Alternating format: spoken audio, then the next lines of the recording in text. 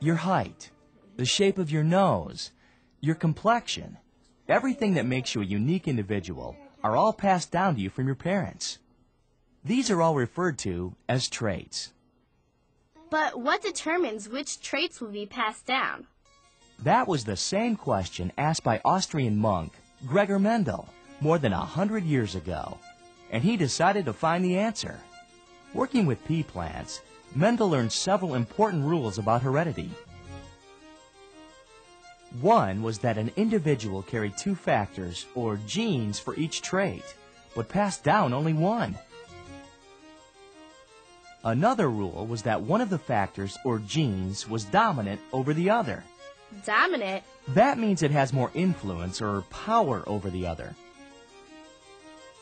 Let's use a simple example to explore these rules. If this black rabbit and white rabbit were to mate, what color do you suppose their offspring would be? I don't know. Black?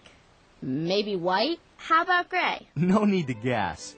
To find out, we'll use a simple diagram called a Punnett square. We'll assume there'll be 4 offspring, 1 for each square. 1, 2, 3, and 4. Next, we'll put the black rabbit here on the left and the white rabbit on top. According to the rules discovered by Mendel, we know that each rabbit carries 2 genes that control color. Let's say the black one is purebred for black. Purebred? That means both of its genes are black. We'll refer to them as capital F, capital F. F is for fur. The white rabbit is also purebred. That means that both of its genes are white. We'll refer to them as small f, small f. Which genes will the offspring inherit?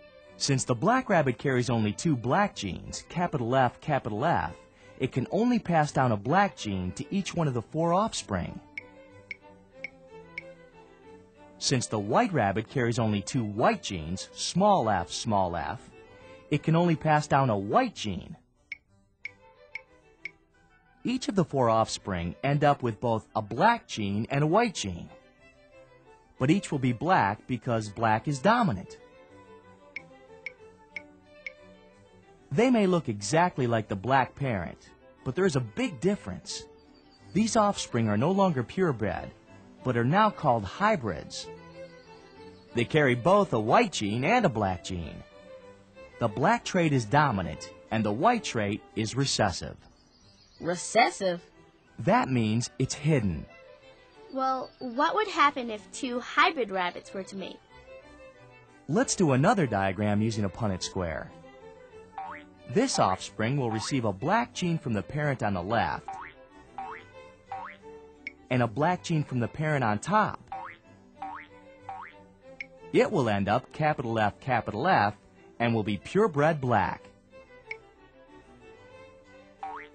This offspring will get a black gene from the parent on the left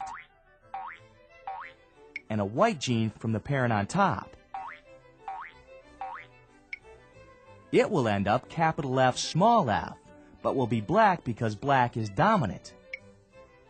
This offspring will end up with a white gene from the parent on the left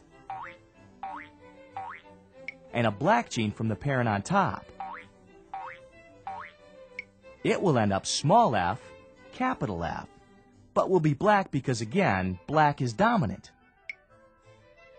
Finally, this offspring will end up with a white gene from the parent on the left and a white gene from the parent on top. What color will it be? It has only white genes, so it has to be white. Good. Now, which offspring gets which gene is completely up to chance.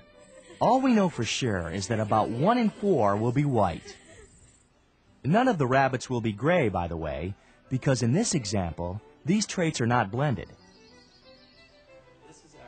The same rules of inheritance apply to many of the traits found in all plants and animals.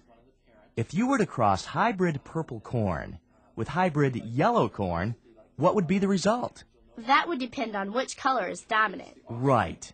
And since purple is dominant, the ears would have kernels that are about 75% purple and 25% yellow.